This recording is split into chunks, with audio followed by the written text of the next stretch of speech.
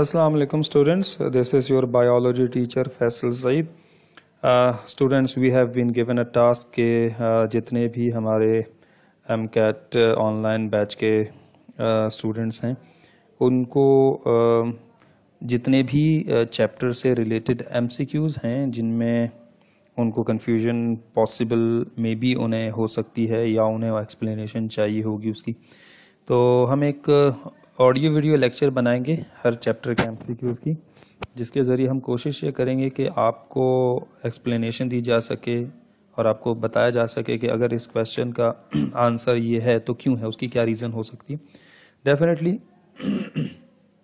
आपने पूरा एक लेक्चर अगर थॉरली अब तक जो है वो अटेंड कर लिया होगा तो बहुत सारे MCQs का तो आंसर आप फ़ौरन बता सकेंगे। मे बी कुछ ऐसी चीज़ें हैं जो आपको हिंट देना पड़ेंगी मुझे, तो उसमें भी आपको इंशाल्लाह कन्फ्यूजन नहीं होगी। स्टार्ट ये करते हैं हम लोग। चैप्टर हमारा ट्रांसपोर्ट था और ट्रांसपोर्ट की हम प्रैक्टिस एक्सरसाइज जो है वो यहाँ डिस्कस करेंगे। सबसे पहले देखिए, the water of guttation is forced out of the leaves bye.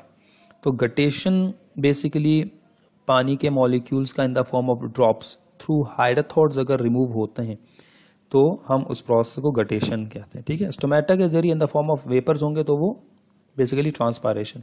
अब हमने डिस्कस किया था कि root pressure theory also helps in guttation, तो यहाँ पे the water of guttation is forced out of the leaves by, अगर उस ओपनिंग का नाम होता तो हाइड्रोथॉर्ड होता, लेकिन अब यहाँ पे आपको वो फोर्स पूछी जा रही है तो उस फोर्स को हम क्या कहेंगे, that will be named as root pressure. ठीक है, अब ये हमारा क्वेश्चन आसान क्लियर था, इससे पहले भी आपको टॉपिक के दौरान ये बात बताई गई थी। The movement of solvent molecules through a semi permeable membrane. ठीक है, अब देखिए, the movement of solvent molecules through a semi permeable membrane from a region of low solute concentration.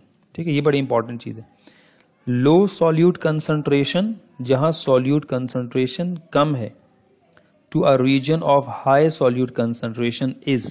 अब ये स्टेटमेंट आप अच्छे से समझते हैं, जो मैं आपसे पहले भी डिस्कस कर चुका हूं कि अगर सॉल्वेंट मॉलिक्यूल्स की मूवमेंट होती है थ्रू सेमी परमिएबल मेम्ब्रेन, अच्छा, जहां पर सॉल्यूट कंसंट्रेशन कम है तो इसका मतलब यह है कि वहां सॉल्यूट कम है तो सॉल्वेंट ज्यादा है, और मूवमेंट कहां हो रही है, to a region of high solute, जहां सॉल्यूट ज्यादा है और ऑलरेडी सॉल्वेंट कम है। इसका मतलब है जहां सॉल्यूट कंसंट्रेशन लो है उसका ऑस्मोटिक प्रेशर ज्यादा है। ठीक है, और जहां सॉल्यूट कंसंट्रेशन हाई है वहां ऑस्मोटिक प्रेशर कम है, तो इसका मतलब होता है हाई ऑस्मोटिक प्रेशर से लो ऑस्मोटिक प्रेशर की तरफ जाएगा, तो डेफिनेटली ये क्या होना चाहिए, पैसिव होना चाहिए। यहां इन्होंने पैसिव का ऑप्शन नहीं दिया, तो ये भी तो देखिए, the movement of solid molecule through a semi permeable membrane, diffusion में कहीं परमिएबल मेम्ब्रेन नहीं, प्लाज्मोलाइसिस तो बेसिकली श्रिंकेज के लिहाज से हमें किसी सेल का जिक्र नहीं हो रहा, तो यहां इस ओवरऑल इस प्रोसेस को हम क्या कहेंगे, ऑस्मोसिस कहेंगे। ठीक है, the osmotic pressure of a solution. अब ये बड़ा इंपॉर्टेंट पॉइंट देखिए, osmotic pressure of a solution, किसी सॉल्यूशन का ऑस्मोटिक प्रेशर। अभी आप इस वाले सवाल से अंदाजा लगाएं, ऑस्मोटिक प्रेशर जो है ऑफ अ सॉल्यूशन, किसी सॉल्यूट को बढ़ाने से उसका ऑस्मोटिक प्रेशर कम होता है, तो यहां पे हम क्या बताएंगे, decreases with increase in concentration of solute. जी हाँ, ऑस्मोटिक प्रेशर अगर आप सॉल्यूट नहीं डालते, मैक्सिमम ऑस्मोटिक प्रेशर, अब जितना सॉल्यूट ऐड करेंगे उसका ऑस्मोटिक प्रेशर कम, अच्छा ऑस्मोटिक प्रेशर कम हो रहा है, उसका ऑस्मोटिक पोटेंशियल बढ़ रहा है, टेंडेंसी उसकी बढ़ रही होगी। हमारे पास osmotic potential of a solution होता तो मैं लिखता इंक्रीजेस, लेकिन चूंकि ऑस्मोटिक प्रेशर है, osmotic pressure of a solution decreases with increase in concentration of solute.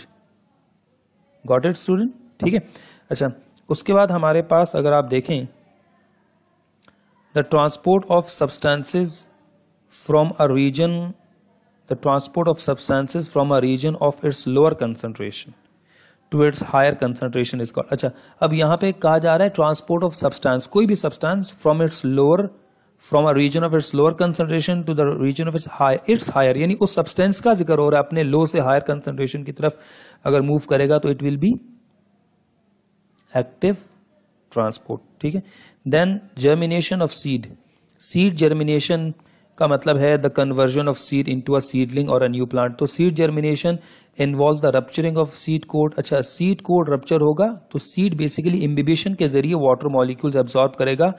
चूंकि सीड हाइड्रोफिलिक होता है तो it will become swollen up, seed coat rupture होगा एंड देन जर्मिनेशन इनिशिएट होगी। The shrinkage of protoplasm due to exosmosis of water from the cell is called. ठीक है, तो जब प्रोटोप्लाज्म यानी ओवरऑल साइटोप्लाज्म और न्यूक्लियोप्लाज्म को collectively कहते हैं, तो अगर सेल को हाइपरटोनिक एनवायरनमेंट में रखेंगे तो वाटर मॉलिक्यूल एक्सॉस्मोसिस यानी अंदर से बाहर जाएंगे और इससे सेल श्रिंक हो जाएगा। इस फिनोमिना को प्लाज्मोलाइसिस या प्लाज्मोलिसिस कहते हैं। ठीक है स्टूडेंट्स। अच्छा, उसके बाद हमारे पास we have question number 8, the process whereby water moves through the plant is known as.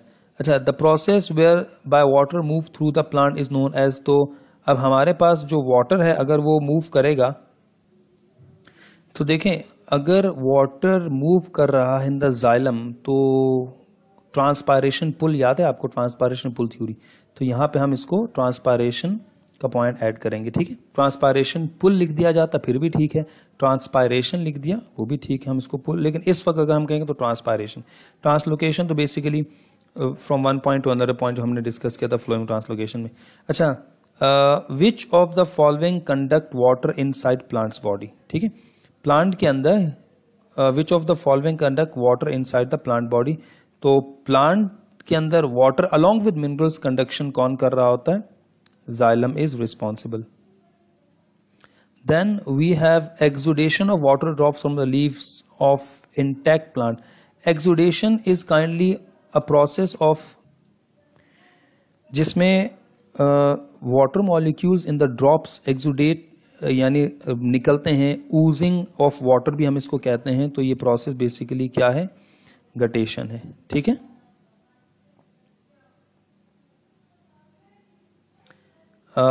then we have MCQs number 11, in which of the following assimilate move through the concentration gradient। देखें student, इस MCQs में जरा focus करके देखिएगा। in which of the following assimilates, assimilates जिनमें से extraction of energy हो सकती है। तो क्या है जिससे एनर्जी एक्सट्रैक्ट की जाती है? ग्लूकोज। तो इसका मतलब है यहाँ असिमिलेट्स ग्लूकोज को कहा जा रहा है। ठीक है, और ग्लूकोज ट्रांसपोर्ट फ्लोएम ट्रांसलोकेशन, और फ्लोएम ट्रांसलोकेशन में फ्लोएम इन्वॉल्व है। अच्छा, फ्लोएम जब हम कहते हैं ना, जो जाइलम है वो बेसिकली वेसल्स और ट्रैकिड से बनता है। तो अगर हम यहाँ फ्लोएम की बात करते हैं तो फ्लोएम जिन टिश्यूज या जिन एलिमेंट से बने उन्हें सीव ट्यूब्स या सीव एलिमेंट्स कहते हैं। तो इसका मतलब होता है in which of the following assimilate move along the concentration gradient from, जैसे हमने mass flow theory, from high concentration towards low concentration या from high pressure toward low pressure. तो उसका मतलब वो in which of the following assimilates यानी glucose move along the concentration gradient, यानी source यानी ग्लूकोज के मॉलिक्यूल सोर्स से सिंक तक किस के थ्रू जाएंगे, तो हम कहेंगे फ्लोएम। तो यहाँ आंसर तो फ्लोएम नहीं है, but phloem itself comprise of sieve tube. तो हम यहाँ पे आंसर क्या करेंगे? सीव ट्यूब लिखेंगे। विच of the following percentage of transpiration usually occurs. ठीक है, विच of the following percentage of transpiration usually occurs through the stomata. तो ये आप पढ़ चुके हैं, स्टोमेटा के जरिए परसेंटेज ऑफ ट्रांसपायरेशन कितना था? That was 90%। फिर क्यूटिकल के जरिए 7% और रिमेनिंग जो 3% था दैट वाज लेंटिकुलर ट्रांसपायरेशन। तो हमारे पास ये अब तक MCQs हमने डिस्कस की। Then we have number 13, the combined area of a total stomata pores as compared to the total leaves area is almost। तो जो combined area in total stomatal pores leaf के सरफेस के accordingly उसका कितने percent part होते हैं? तो that is 1 to 2%। उसके बाद है द नंबर ऑफ स्टोमेटा पर square centimetre of leaf surface of tobacco. Tobacco leaves में पर स्क्वायर सेंटीमीटर में, ठीक है, कितने जो है वो स्टोमेटा होते हैं, ये चीज़ें आपको याद रखनी पड़ेंगी। There are 12,000 of them. और उसके बाद है the process involve in stomatal transpiration are. तो ट्रांसपायरेशन में हमारे 2 स्टेप्स इन्वॉल्व थे, याद करें। पहला था एवेपोरेशन, फिर डिफ्यूजन था। एवेपोरेशन क्यों था, फिर डिफ्यूजन क्यों था, ये मैं आपको लेक्चर में बता चुका हूँ। तो process involve in stomatal transpiration are two, पहला एवेपोरेशन, दूसरा डिफ्यूजन था। उसके बाद अगर हम डिस्कस करें तो we have number 16 MCQs। when leaf cells are fully turgid the transpiration rate is, तो लीफ सेल्स यानी गार्ड सेल्स का जिक्र हो रहा है, ठीक है। तो मतलब ये है कि गार्ड सेल्स अगर कंप्लीटली टर्जिड हैं तो स्टोमेटा मैक्सिमम ओपन होगा और rate of transpiration definitely should be high, ठीक है। अच्छा, उसके बाद है the rate of water evaporation doubles for every temperature rise of, कितना होगा ये, 10 डिग्री सेल्सियस, यानी रेट ऑफ वाटर इवेपोरेशन, ठीक है।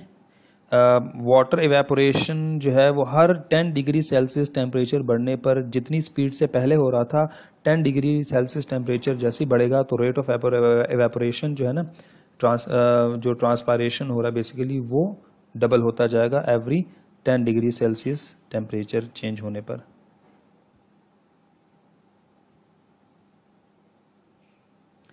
उसके बाद है number 18 mature erythrocytes of mammals are, तो मैमल्स के जो एरेथ्रोसाइट्स हैं जब वो मेच्योर हो जाते हैं तो उनका न्यूक्लियस जो है वो रिमूव हो जाता है और मैक्सिमम जो साइटोप्लाज्म है उसके लिए स्पेस अवेलेबल होता है ऑक्यूपाइड बाय हीमोग्लोबिन, ठीक है। तो हम यहाँ पे डिस्कस करेंगे कि नॉन न्यूक्लिएटेड, यानी वो नॉन न्यूक्लिएटेड हो जाता है। The tissues layer common to all blood vessels, blood vessel में जो एक लेयर कॉमन है, यानी अगर आप कहें कि आर्टरीज, वेन्स और कैपिलरीज के लिहाज से भी, तो उसमें जो सबसे इंटरनल लाइनिंग एंडोथीलियम पे वो तीनों में कॉमन है।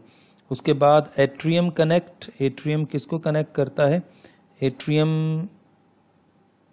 सॉरी लिखा है एट्रियम कॉन्ट्रैक्ट, तो just before ventricles, same with ventricles, ये definitely atriums contract before ventricles contraction. ऐसा नहीं हो सकता कि एट्रियम्स भी वेंट्रिकल्स के साथ कॉन्ट्रैक्ट कर रहे हो, तो हम कहेंगे atriums contract when atriums contract, तो उसके थोड़ी देर बाद वेंट्रिकल्स कॉन्ट्रैक्ट होते हैं, तो हम कहेंगे atriums contract just before ventricles, left और राइट दोनों। Then we have the heart beat जो है due to electrical impulses from, तो यहाँ पे हमारे पास लिखा है कि हार्ट बीट जो है प्रोड्यूस, या आप कह सकते हैं द हार्ट बीट इनिशिएट, ये एक वर्ड है जो मिसिंग है, काइंडली मिसप्रिंट हुआ है तो आप जरा लिख लीजिएगा। The heart beat initiate due to electrical impulses from, तो इलेक्ट्रिकल इम्पल्सेस जो हार्ट बीट इनिशिएट करने वाला जो स्ट्रक्चर है, जो पार्ट है वो SA नोड है, ठीक है। तो दैट इज साइनोएट्रियल नोड, तो इसका आंसर हमारे पास SA नोड होगा, natural pacemaker. Which of the following contain oxygenated blood in an adult human, तो इनमें से कौन सा है जिसमें ऑक्सीजनेटेड ब्लड, अच्छा राइट एट्रियम में क्या होगा, डीऑक्सीजनेटेड, पल्मोनरी आर्टरी में क्या होगा, डीऑक्सीजनेटेड, पल्मोनरी वेन में क्या होगा, ऑक्सीजनेटेड, ठीक है। इन एडल्ट ह्यूमन बोला जा रहा है, अगर बच्चों में बात करें तब भी यही होगा, ये तो सिर्फ एडल्ट ह्यूमन लिख दिया। तो पल्मोनरी वेन के अंदर जो लंग्स से ऑक्सीजनेटेड ब्लड को लेफ्ट एट्रियम तक लाएगा तो वो पल्मोनरी वेन है। इन्होंने पूछा which of the following contain oxygenated blood, ठीक है। अच्छा, उसके बाद we have next one MCQs number 23, plasma that diffuse out of the blood is ruptured, sorry plasma that diffuses out of the blood is return to the cardiovascular. अच्छा, हमें ये बात मालूम है कि हमारी कैपिलरीज में से जो प्लाज्मा लीक आउट होता है फिर उससे कौन सा सिस्टम वापस, यानी drainage of lymph back to the circulatory system, ठीक है। तो वो हमारा हम किसका जिक्र करेंगे, लिम्फेटिक सिस्टम का, यानी लिम्फेटिक सिस्टम जो है is responsible to drain the plasma back to the circulatory system. उसके बाद वी हैव कार्डियोवैस्कुलर सिस्टम के बाद हम, अच्छा विच of the following is the most muscular chamber in a bird's heart और अ मैमल्स हार्ट। अच्छा, बर्ड्स और मैमल्स के लिहाज से आपको मालूम है कि हमारे पास कंप्लीट डबल सर्कुलेटरी सिस्टम होता है, ठीक है। और हमारे जो वेंट्रिकल्स हैं वो ज़्यादा थिक वॉल हैं, और जो वेंट्रिकल्स हैं उनमें भी कौन से वेंट्रिकल्स, 24 का एमसीक्यूज का आंसर हमारे पास क्या होगा कि यहाँ देखिएगा लेफ्ट वेंट्रिकल डेफिनेटली। तो जो लेफ्ट वेंट्रिकल है चूंकि it is responsible to supply blood to all the body organs, ठीक है, तो यहाँ हमारे पास ये लेफ्ट वेंट्रिकल होगा। In which type of heart is there mixing of oxygenated, अच्छा किस तरह का जो हार्ट होगा जिसमें mixing of oxygenated and deoxygenated blood होगा। तो हमारे पास अगर हम कहें फ्रॉग, क्रोकोडाइल, ठीक है, क्रोकोडाइल के लिहाज से आप कह सकते हैं कि एडवांस है, इसमें आप डबल सर्कुलेटरी सिस्टम कंप्लीट है, तो इसके लिहाज से हमारे पास आंसर है फ्रॉग। एम्फीबियंस का इनकम्प्लीट डबल सर्किट प्लान होता है जो आपको मालूम है।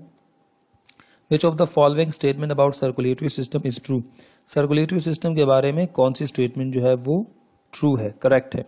पहली स्टेटमेंट ये है कि hormones are transported in the blood, हाँ hormones are transported in the blood. दूसरा है कि all invertebrates have an open circulatory system, नहीं ऐसा नहीं, इनवर्टिब्रेट्स में सबके पास ओपन नहीं होता, कुछ फाइलम मोलस्का के और फाइलम एनेलिड जो है ना उनमें क्लोज टाइप भी होता है, तो ये रॉन्ग है।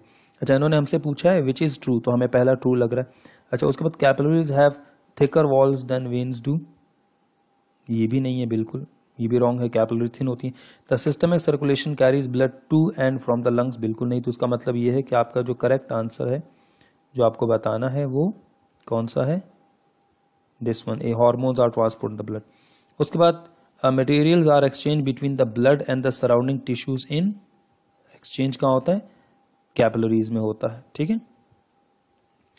Then we have to discuss with के oxygenated blood leaves and oxygenated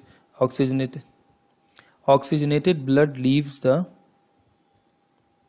human heart via, तो oxygenated blood human heart से निकलता है pulmonary vein, वो तो आता है pulmonary artery तो डी, वेना कैवा भी डी, एओर्टा के जरिए लेफ्ट वेंट्रिकल से जो है वो ऑक्सीजनेटेड ब्लड निकलता है, ठीक है।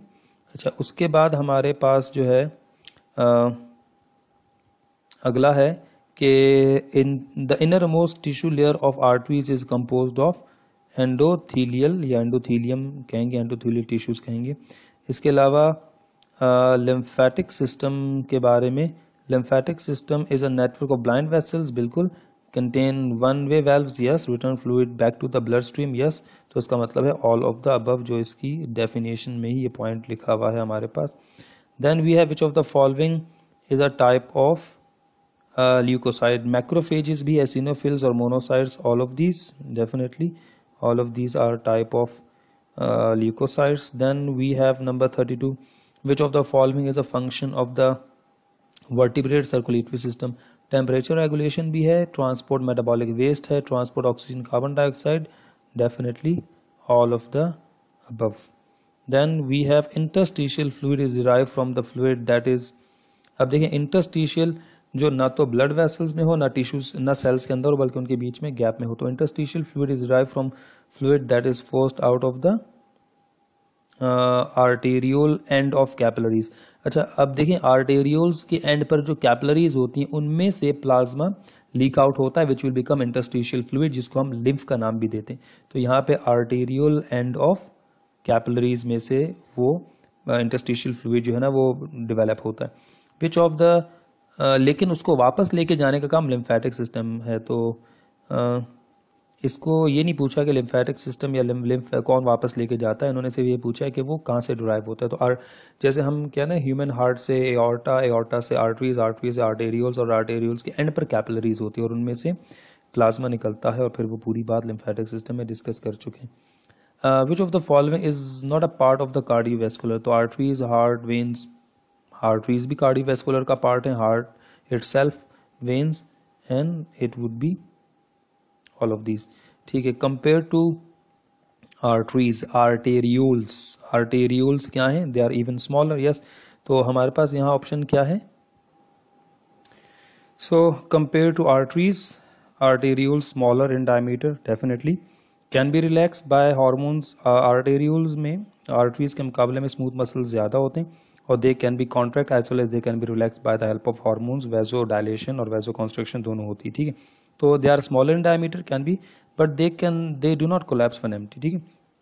वेन्स के बारे में हम कहते हैं वेन्स जब एम्प्टी होती हैं तो दे कैन कोलैप्स, बट चूंकि स्मॉलर ल्यूमेन होता है, उनकी थिक वॉल होती है, तो ये इतनी आसानी से कोलैप्स नहीं करती। इसका मतलब है answer will be A and B, ठीक है।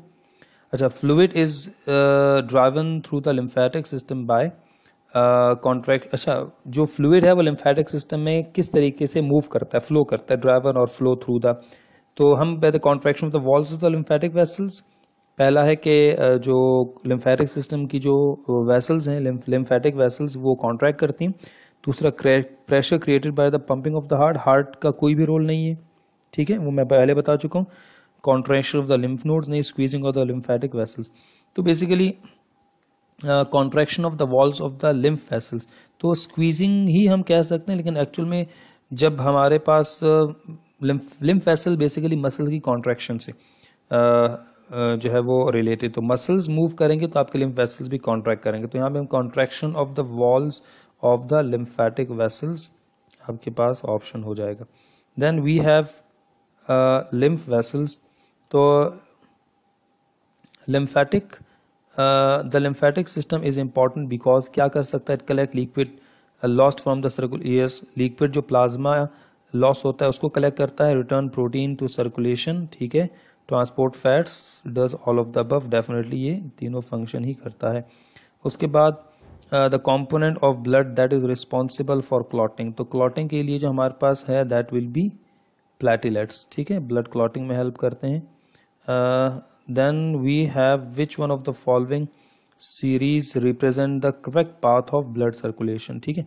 अच्छा, अब आपको देखना होगा लेफ्ट एट्रियम, फिर वहां से लेफ्ट वेंट्रिकल, फिर वहां से लंग्स, ये रॉन्ग हो जाएगा क्योंकि लेफ्ट वेंट्रिकल से वो जाएगा बॉडी तक, तो ये यहीं पे हम इसको इग्नोर कर देते हैं।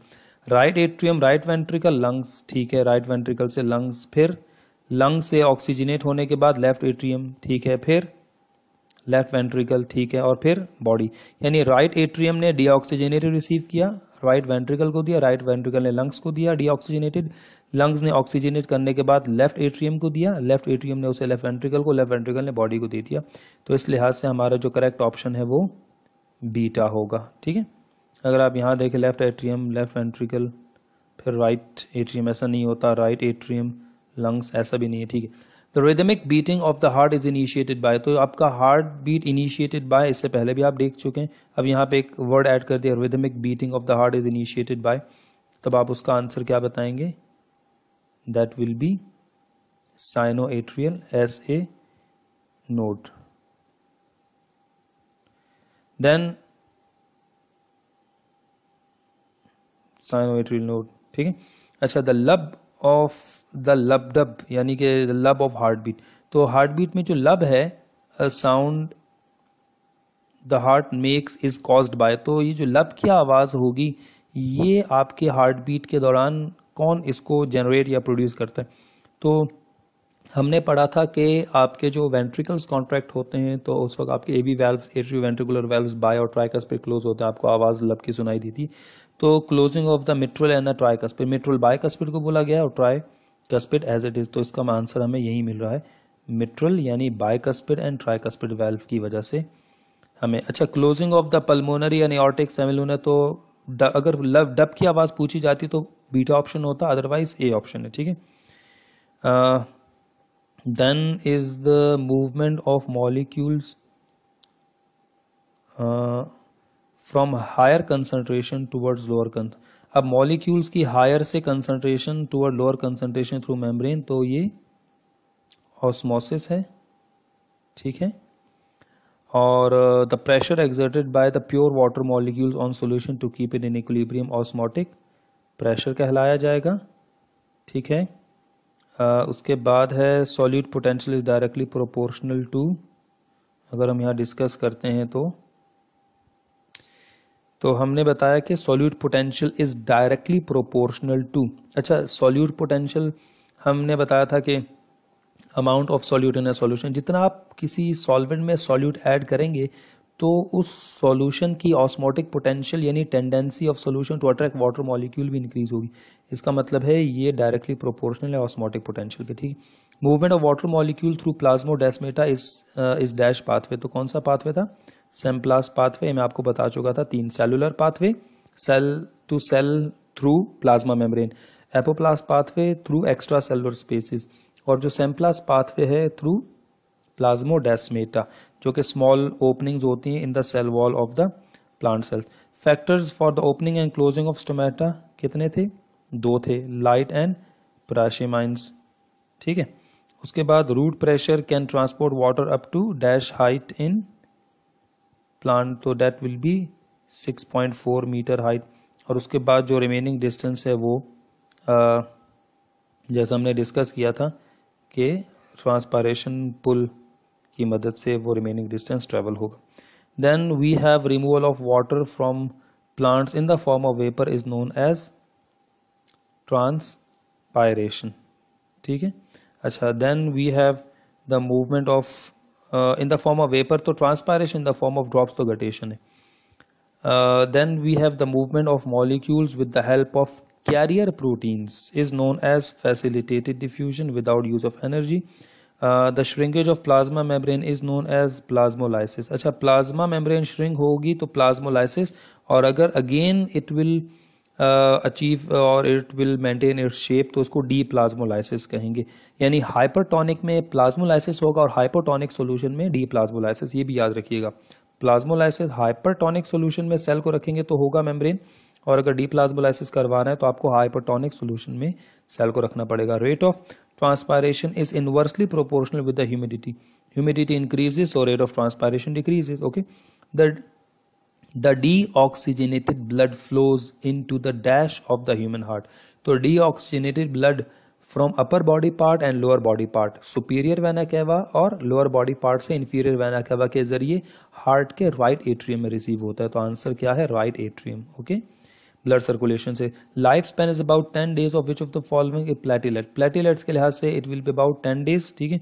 बिलीरुबिन बिलीवर्डिन जो है वो बिलीरुबिन येलोविश इन कलर और बिलीवर्डिन ग्रीन इन कलर। अच्छा, बुक के लिहाज से एक जरा करेक्शन कर लीजिएगा, बिलीरुबिन को रेड लिखा है which is wrong, bilirubin always yellow and biliverdin always green. तो बिलीरुबिन और biliverdin excretory are the excretory pigments हैं, आप लिखना चाहें तो are the excretory pigments of haemoglobin, ठीक है, हीमोग्लोबिन रेड ब्लड सेल्स। इसके बाद duration of one complete heart beat is about 0.8 second, 0.8 second. यही कार्डियक साइकिल अगर पूछा जाए duration of one cardiac cycle, अच्छा एक हार्ट बीट का मतलब एक कार्डियक साइकिल है तो उसके लिए भी 0.8 सेकेंड ही आंसर होगा। Single circuit plan is present in किस में होता है? फिश में, यानी कि आपके पास पाइसिस में। Then you have which of the following animal have 2 chamber heart, 2 chamber, यानी सिंगल सर्किट है तो फिश का ही 2 चैम्बर हार्ट होता है, ठीक है। और narrowing and hardening of the blood vessel is known as atherosclerosis due to atheromatous plaque accumulation of blood in any organ. अच्छा, मैंने बताया था कि ब्लड अगर ब्लड वेसल्स के अंदर क्लॉट होगा तो वो थ्रोम्बस है, अगर ब्लड किसी ऑर्गन के अंदर जमा हो रहा है तो उसे हीमाटोमा कहेंगे, इसका आंसर है।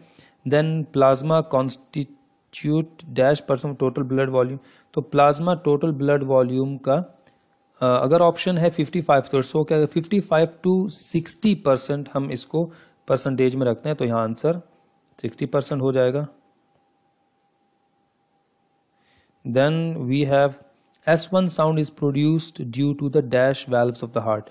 S1 क्या है? लब है, और लब ड्यू टू एट्रियोवेंट्रिकुलर वाल्व्स, यानी पहला यही एमसीक्यूज पहले पूछा गया है mitral and tricuspid valve close होने से, तो आप उसको एट्रियोवेंट्रिकुलर वाल्व्स कहते हैं। It's okay, no problem at all. AV node, atrioventricular node is responsible for the contraction of the, देखें एट्रियम्स SA नोड की वजह से कॉन्ट्रैक्ट करते हैं और जो वेंट्रिकल्स हैं वो AV नोड। तो लेफ्ट वेंट्रिकल या राइट? बोथ वेंट्रिकल्स, आंसर होगा both ventricles. Amount of blood pump by the dash of the body in 1 minute, यानी amount of blood pump by the कौन सा राइट वेंट्रिकल या left ventricle? तो basically left ventricle, और आगे क्या लिखा है, इन टू द बॉडी। तो बॉडी तक तो लेफ्ट वेंट्रिकल पंप करता है, इसलिए हम इसको कहेंगे amount of blood pump by the left ventricle into the body या इनटू द सिस्टमिक सर्कुलेशन, यूं भी बोला जा सकता है, इनटू द बॉडी या into the systemic circulation in 1 minute. Cardiac output है, मेल और फीमेल का कार्डिक आउटपुट आपको मालूम है, मेल का है 5.6 लीटर पर मिनट, फीमेल का 4.9 लीटर पर मिनट। ये चीज़ें आपको याद रखी होंगी values. Hypertension is that when mean arterial blood, अब मैंने बताया था मीन कैसे निकालते हैं, सिस्टोल प्लस डायस्टोल, दो वैल्यूज हैं, उनको प्लस करके डिवाइड बाय 2 करेंगे मीन आएगा। तो hypertension is that when the mean arterial blood pressure is more than 110 millimetre of mercury. ठीक है, ये चीजें हैं जो हम पढ़ भी चुके हैं। The lumen of artery is dash than vein, the lumen अंदर का डायमीटर जो है ना, lumen of artery is smaller, small होगा, जिससे प्रेशर मेंटेन होता है और आसानी से जो है ना वो ब्लड आगे फ्लो कर सकता है। 74 we have number of beats per minute of human heart, तो यहाँ आई थिंक मिसिंग है, इसके ऑप्शन बना लेते हैं। स्टूडेंट्स यहाँ असल में 64 के बाद 65 थोड़ी सी कंफ्यूजन हो गई है। बेसिकली यहाँ पे हुआ है कि 64 के बाद हम 73 तक चले गए, और आई थिंक ये वाला एमसीक्यू जो है यहाँ से रिमूव करना होगा हमें। ठीक है, देयर समथिंग लाइक, मैं इसको करेक्ट कर लूँ। स्टूडेंट थोड़ी सी सीक्वेंस आई थिंक आगे पीछे हो गई है, मैंने कोशिश की है कि मैं उसको अलाइन कर सकूं। 64 के बाद 75 आ गया था, तो मैंने इसको करेक्ट कर दिया। 65 में अगर हम देखें, acquired immunity is developed before vaccination and after infection is, यानी अगर वैक्सीनेशन से पहले इन्फेक्शन हो जाने की वजह से, खुदा न खास्ता नेचुरल इन्फेक्शन हुआ है और उसकी वजह से एक बॉडी के अंदर एंटीबॉडीज डेवलप हो गई हैं, तो बिफोर वैक्सीनेशन के लिहाज से हम कहेंगे अगर वैक्सीनेशन होती है तो वो आर्टिफिशियल होती है। अच्छा, है तो ये एक्वायर्ड इम्यूनिटी जिसमें आपकी बॉडी ने एंटीबॉडीज डेवलप की हैं। अब इसको एक्टिव तो कहेंगे, लेकिन क्या ये आर्टिफिशियल है या नेचुरल है? तो बिफोर वैक्सीनेशन नहीं करवाई, एक इन्फेक्शन हुआ हमारी बॉडी ने, उसके अलावा एंटीबॉडीज बना दी, तो ये है नेचुरल एक्टिव इम्यूनिटी। ठीक है, acquired immunity is found in, जो वर्टिब्रेट्स होते हैं एक्वायर्ड इम्यूनिटी उनमें पाई जाती है। ठीक है, अच्छा उसके बाद है future immunity is due to, हमेशा future immunity due to memory cells होते हैं जो आपको हेल्प करते हैं। नेचुरल एक्टिव इम्यूनिटी मीन्स, अच्छा नेचुरल है और एक्टिव इम्यूनिटी है।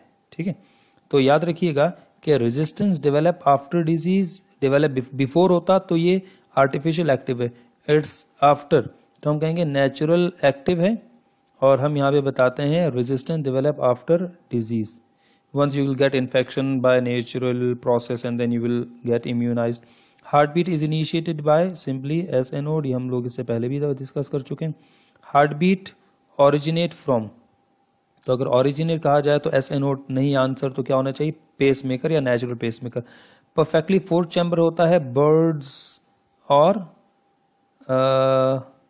तो यहाँ पे हमारे पास जो है फिश, मैमल्स, रेप्टाइल्स, तो परफेक्टली 4 चैम्बर किसका हार्ट है, मैमल्स का, और मैमल्स के साथ ऑप्शन होता तो बर्ड्स भी। Impulse originating from SA node, ठीक है। अच्छा, अब जो इम्पल्स हैं originating from SA node is transmitted to ventricles only, ठीक है। अच्छा, उसके बाद ऑप्शन है आपके पास impulses originate from SA node is transmitted to AV node, yes. फिर बोथ एट्रियम्स, ठीक है। यहाँ पे ये MCQs, ये ऑप्शन किसी दूसरे MCQs के लिए, ठीक है। अब यहाँ देखिएगा, तो हमारे पास impulses originate from SA node is transmitted to ventricles only, बिल्कुल नहीं, एट्रियम्स ओनली। अच्छा, ऐसा भी नहीं है, AV nodes and both atriums, yes. तो SA नोड के जो इम्पल्सेस होते हैं वो AV नोड तक जाते हैं, वेंट्रिकल्स तक AV नोड ट्रांसपोर्ट करता है, लेकिन इस वक्त हमसे पूछा है कि जो SA नोड है वो AV नोड और बोथ एट्रियम्स तक इम्पल्सेस जो है ना वो ट्रांसपोर्ट करेगा। ह्यूमन बीइंग ड्यूरेशन ऑफ, अच्छा पहले हमसे पूछा था हार्ट बीट की ड्यूरेशन, अब पूछा है कार्डियक साइकिल की, तो मैंने पहले बताया था कितना होगा, ये भी 0.8 सेकेंड ही होगा, क्योंकि एक cardiac cycle basically 1 heart beat को की हो, 1 हार्ट बीट परफॉर्म होने में जो इवेंट्स होते हैं वो कार्डियक साइकिल है। इन ह्यूमन बीइंग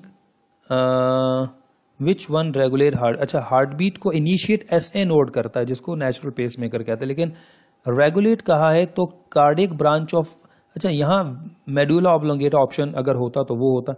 देखें मेड्यूला ऑब्लोंगेटा हार्ट बीट को, ब्रीथिंग को, स्नीजिंग, कफिंग का, जो भी हमारे अनकॉन्शियस एक्टिविटी से कंट्रोल करते हैं।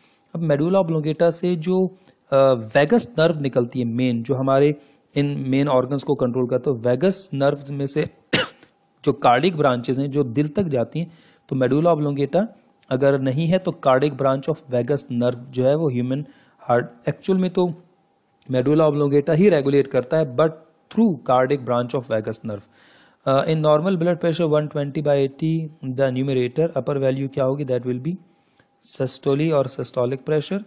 Then in normal man the systolic and diastolic blood pressure.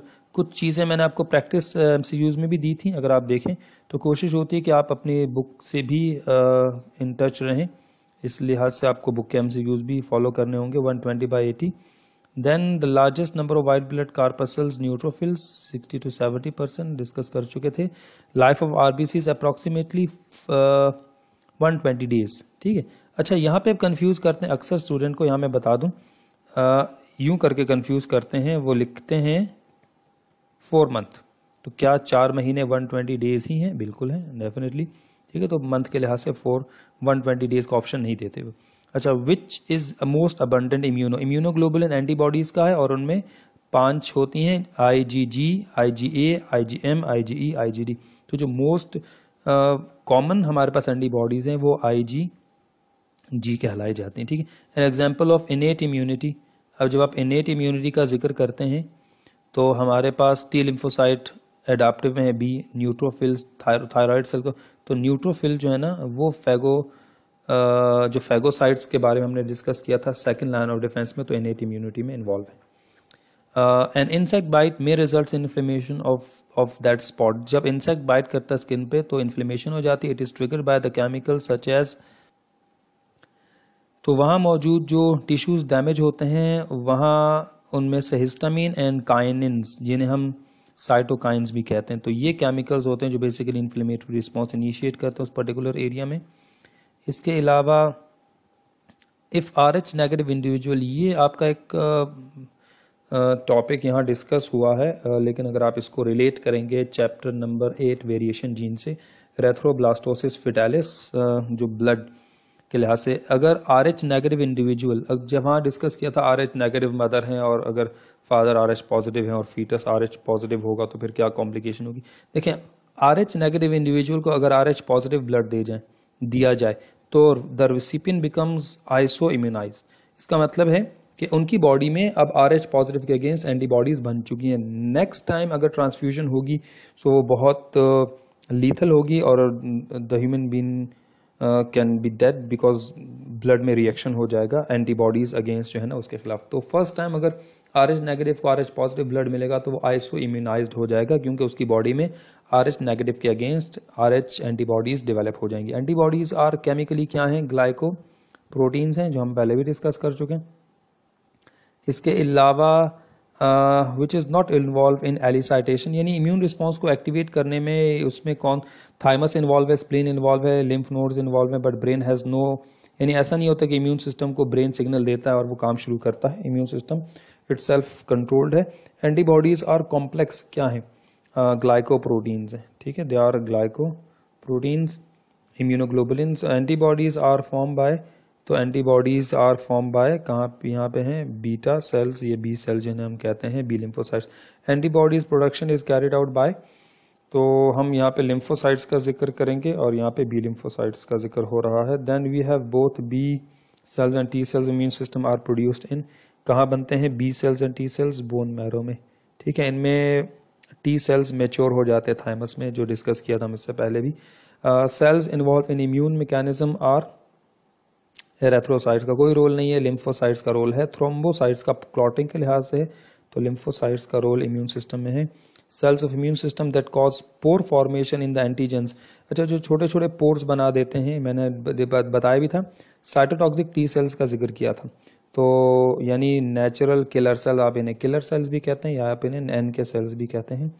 Characteristic of acquired immunity, तो एक्वायर्ड इम्यूनिटी की जो कैरेक्टरिस्टिक हैं वो क्या हैं, यहाँ पे पूछा गया है हमसे। तो देखें, एक तो सेल्फ और नॉन सेल्फ, यानी अपने और दूसरे टिश्यूज़ के बारे में डिस्क्रिमिनेट करना, स्पेसिफिसिटी ऑफ किसी खास एंटीजन के अगेंस्ट काम करना, acquired immunity, retains memory cells, yes definitely all of the above इसके फंक्शन में आएगा या characteristic. Conversion of antigen into harmless insoluble matter bye antibodies is क्या कहलाया जाएगा? तो कन्वर्जन ऑफ एंटीजन, एंटीजन यानी जो हमारे लिए हार्मफुल हैं, इन उनको हार्मलेस इनसॉल्युबल मैटर में अगर एंटीबॉडीज उन्हें कन्वर्ट करते हैं और उनको टारगेट करके किल करते हैं, इस प्रोसेस को एग्लूटिनेशन कहते हैं। क्लम्स बना के उनको डिसॉल्व कर दें, एग्लूटिनेशन कहलाया जाएगा, ठीक है, इम्यूनोलॉजी के लिहाज से। उसके बाद during inflammation which of the following is secreted bye connective tissue. तो अगर हम यहाँ डिस्कस करते हैं तो हमारे पास जो है इसमें अगर आप देखें, during inflammation which of the following is secreted bye connective tissue is histamine, जो इन्फ्लेमेटरी रिस्पॉन्स को ट्रिगर करता है।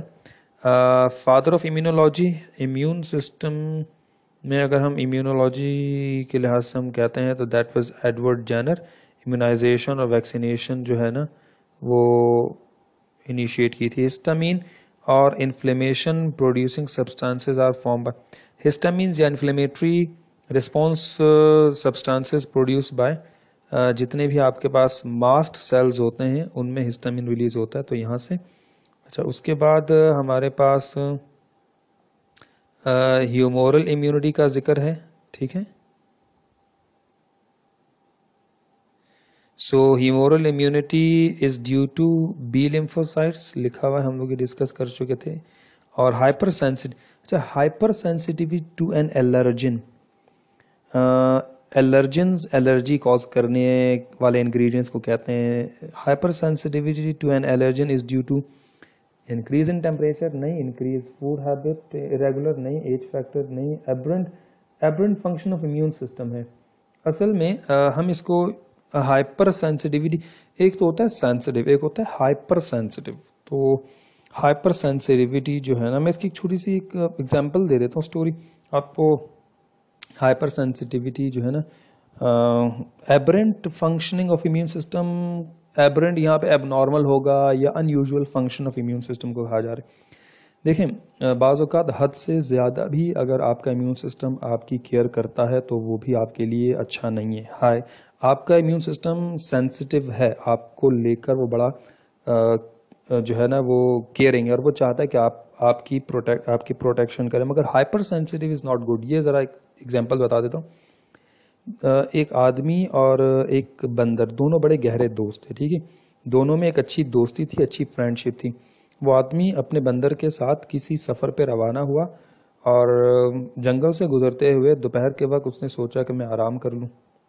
अब ये मैं आपको ज़रा एक एलर्जी को या हाइपर सेंसिटिव, एलर्जी को हमका दूसरा नाम हाइपर सेंसिटिविटी, तो मैं उसको एक्सप्लेन करने के लिए एक स्टोरी समझा रहा हूँ।